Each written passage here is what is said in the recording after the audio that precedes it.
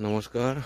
আজি বনাম লোকেল মুৰ্গী। তাকে প্ৰথমতে গোটেইখিনি যোগাৰ কৰি লৈছোঁ বাৰু, ইয়াত দেখাই দিছোঁ, চাই লওকচোন। লোকেল মুৰ্গীৰ লগতে আদা নহৰু বাকীখিনি গোটেই এইটো গৰম পানীটো গৰম কৰি লৈছোঁ, কাৰণ চব্জিটো হ'লে দিব লাগিব। কেৰাহীটো পাতিলোঁ, এতিয়া তেল দিলোঁ। তাতে তেলটো গৰম হোৱাৰ পিছতে মাংসটো প্ৰথমতে ফ্ৰাই কৰি ল'লোঁ। ফ্ৰাই কৰাৰ পিছত অলপ লৰাই দিম মাংসটো। তাৰপিছত 2-3 মিনিটমান ঢাকি দি তাৰপিছত আকৌ নিমখটো দি দিম।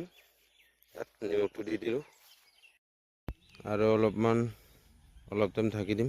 ঢাকি দিয়াৰ পিছতে এতিয়া পিঁয়াজ জলকীয়াখিনি দি দিম। জলকীয়াটো পাহৰি থাকিলে দিবা, আৰু জলকীয়াটো এতিয়া দি দিম। তেজপাতটো বাৰু পিছত দিয়া যায়, কাৰণ তেজপাতটো পিছত দিলে অলপ চেণ্টটো অলপ ভাল লাগে, চেণ্টটো পিছত দিলে। এতিয়া আদা নহৰুটো দি দিম। ইয়াতে আদা নহৰুটো দি অলপ হিলাই আকৌ ঢাকি দিম অলপ টাইমৰ কাৰণে। এনেকৈ জানাই নাজানে, আমি আমাৰ কেম্পত ডিউটিৰ মাজেৰে এইবিলাকে বনাই খাই থাকোঁ। আমি সেইকেনেকৈ মাজে মাজে দেখাই থাকিম, আপোনালোকে চাই থাকিব। এতিয়া হালধিটো দি দিম ইয়াতে। হালধিটো দি আৰু মাংসটো অলপ লৰাই দিম, যাতে মাংসটোৰ লগত গোটেইখিনি মিক্স হৈ যায়। মাংসটো দি এতিয়া অলপ 5 মিনিটমান ঢাকি দিম। আমি মাংসবিলাক বাৰু এনেকৈ বনাই থাকোঁ বেছিভাগ, ভাল লাগিলে চাই থাকিব।